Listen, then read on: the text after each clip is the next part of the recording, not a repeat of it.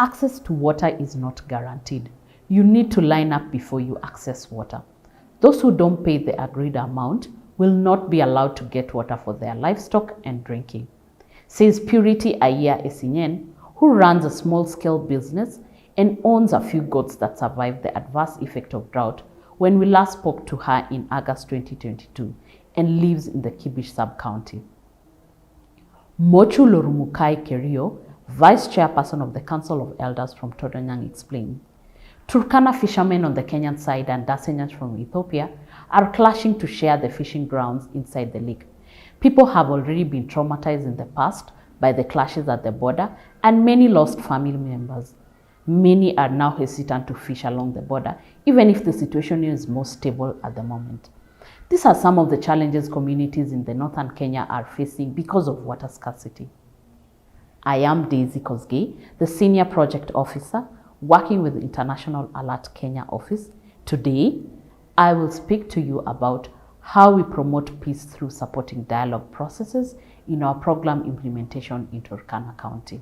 First, I want to talk about what water-related security risks are present in northern Kenya. Alert research identified several water-related conflicts in Turkana where the Water Peace and Security Partnership is being implemented.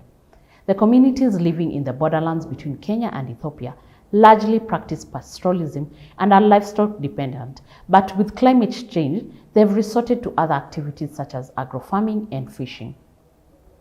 There has been a long ongoing conflict between Nyangatom people from Ethiopia and the Turkana communities from Kenya. This is often as a result of an increase in the frequency of migration patterns of the pastoralist communities. Similarly, in the Lake Turkana, there are conflicts between fisherfolk communities from Turkana and Ethiopia, as well as between communities from Turkana and Marsabit over access to fishing grounds. There are also conflicts with the water management authorities and the Kenya Wildlife Services over protected areas that are designated as breeding grounds for fishing. Historically, these conflicts have often been violent, resulting in the loss of lives and property. The second thing that I'm going to talk about is how do we address the local conflict situation through dialogue. In Kenya, and specifically in Turkana North and Central, where WPS is active, we have established and supported dialogue processes. The dialogues have been designed in such a way that they transform hostile relationships through interaction, communication, and building trust. By doing so, we've been able to build social cohesion and identify common goals to address.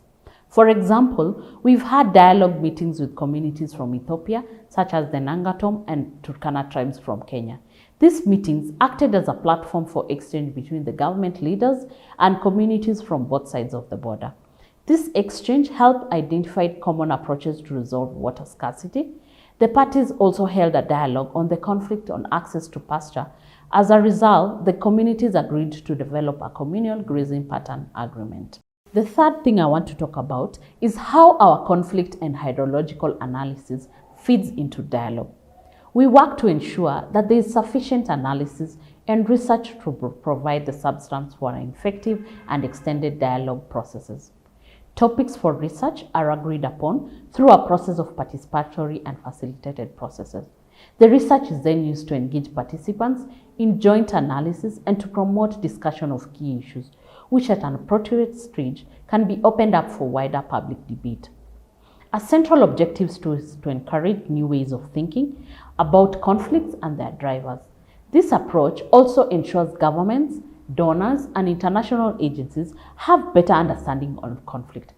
In divided societies, much information about the other side is either misunderstood or rejected, as competing narratives shape people's worldviews. Research can assist in reframing of issues and provide the substance and stimulus for effective and extended dialogue processes. Therefore, the Water Peace and Security Partnership does not only bring in conflict analysis into dialogue processes, but also conducts independent hydrological analysis. For instance, groundwater levels in northern Kenya and the condition of the Lake Turkana. This information helps the different ethnic groups and government stakeholders to reflect jointly on the water situation in Turkana County. So, to conclude, dialogue is at the core of WPS involvement in Turkana, allowing people to come together and finding mutual interest. Or as Erupe Josephat, senior warden at Kenya Wildlife Service states, are mostly conflicting. They don't like each other because of the resources. So they will always want a middle person. They will always want a mediator, somebody who is neutral.